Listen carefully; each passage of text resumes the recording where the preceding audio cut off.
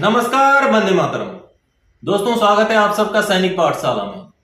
सैनिक पाठशाला में जब भी जीवन प्रमाण पत्र या स्पर्श से जुड़े हुए वीडियोस अपलोड होते हैं तो उसमें आपके बहुत सारे सवाल आते हैं दोस्तों, जो आप कमेंट के जरिए करते हैं। क्योंकि अब इस स्पर्श की इंप्लीमेंटेशन की वजह से बहुत सारी शंकाएं बढ़ गई हैं, जिनको आप दूर करना चाहते हैं और ऐसे सवाल करते हैं, जिनका मैं भी कोशिश करता हूं, चाहे दिन में जितना भी समय लगे। मेरी भी यही कोशिश रहती है कि मैं सारे के सारे सवाल के जवाब आपको कमेंट में ही दे दूं।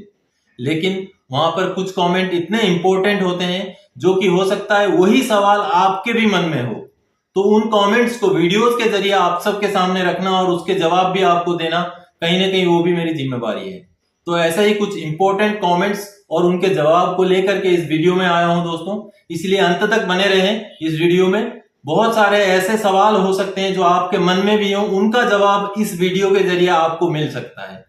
तो इससे पहले कि इस वीडियो में आगे बढ़े, मेरा आप सबसे आग्रह है दोस्तों, अगर सैनिक पाठशाला चैनल को आप सबने अभी तक सब्सक्राइब नहीं किया है तो चैनल के साथ जुड़े रहने के लिए, इसका हिस्सा बने रहने के लिए चैनल को सब्सक्राइब जरूर करें और साथ ही साथ बगल में जो बेल आइकन है उसको भी प्रेस करें, ताकि जो भी वीडियोस इस चैनल में अपलोड हो उनका नोटिफिकेशन आपको तुरंत ही मिलता रहे।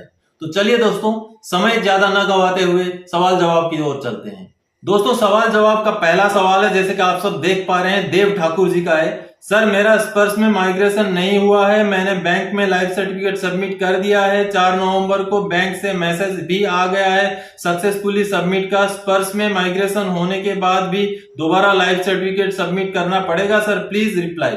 दोस्तों, अगर आप सबका माइग्रेशन नहीं हुआ है, आप अभी तक स्पर्श में नहीं गए हैं, तो आपने बैंक में ही सबमिट करना है। सही है, आपने बैंक में सबमिट कर दिया, सक्सेसफुल हो गया। लेकिन जब माइग्रेशन होगा तो आपको उस आईडी के अंदर भी दिखाएगा आपका अगला लाइफ सर्टिफिकेट सबमिशन का डेट, और साथ ही साथ आपको एसएमएस भी आएंगे कि आपने कब लाइफ सर्टिफिकेट सबमिट करना है।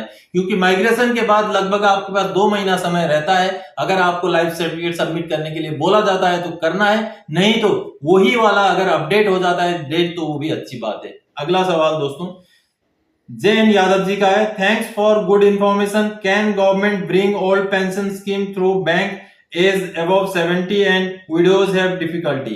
दोस्तों, यादव सर का यह कहना है कि 70 साल के ऊपर वाले जितने भी पेंशनर्स हैं उनको क्या पुराने पेंशन सिस्टम में बहाली किया जा सकता है? ऐसा नहीं होगा सर, क्योंकि जो स्पर्श सिस्टम लागू किया गया है सभी डिफेंस पेंशनर्स के लिए किया गया है। और अभी अच्छा होगा हम स्पर्श के बारे में सीख लेंगे, तो क्योंकि स्पर्श तो इंप्लीमेंट हो गया, अब कैसे भी हो इसको हमें इस्तेमाल करना ही पड़ेगा।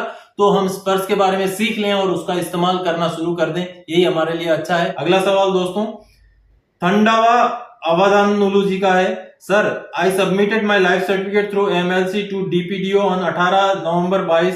How many more days will it take to update on the Sparsh portal? I also got a message like this, view details, you have successfully submitted your life certificate 18 November 2022 to log into Sparsh defence pension identification.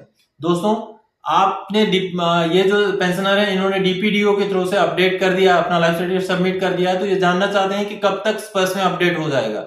अगर डीपीडीओ में ने तुरंत ही upload कर दिया आपका स्पर्श portal में, तब वो तुरंत ही आपको दिखने लग जाएगा। अदरवाइज डीपीडीओ को कुछ एक फॉर्मेट के साथ दिया गया है पीसीडीए की तरफ से, अगर उस फॉर्मेट के तहत उन्होंने भेजा तो जब तक पीसीडीए की तरफ से उसको अपलोड नहीं किया जाएगा स्पर्श में तब तक नहीं दिखेगा। तो आपने वेट करना है। अगर डीपीडीओ ने आपको बता दिया कि आपका सक्सेसफुल हो गया है तो आपने चिंता करने की जरूरत नहीं है।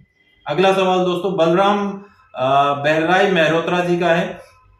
Sir, in my profile data verification sheet, many mistakes are there, like I am unmarried, rank sepoy to warrant officer, no address, nationality, other spouse not alive, and no eligible for pension, etc. What to do when manage file opens?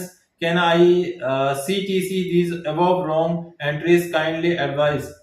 दोस्तों, आपको पता है कि pre 16 वाले pensioners का अभी data जो है करेक्शन का काम बंद है, तो आप सबसे पहले तो अपना लाइफ सर्टिफिकेट सबमिट कर दीजिए। लाइफ सर्टिफिकेट जैसे सक्सेसफुली आपको स्पर्श के अंदर दिखाने लगेगा, तब अगर आपका एडिट प्रोफाइल वाला ऑप्शन खुलता है तो आप वहीं एडिट करें, अदरवाइज आपको प्री 16 का एडिट वाला प्रोफाइल खुलने तक इंतजार करना पड़ेगा। दूसरा सवाल अभी जी का है। सर मैं प्रमाण आईडी से स्टेटस चेक किया, this digital life certificate will be subject to acceptance by your pension process centre Sparsh PCD Allahabad, Sparsh PCD Allahabad. This is a computer generated certificate and does not require signature. अभी तक successfully submit नहीं आ रहा है।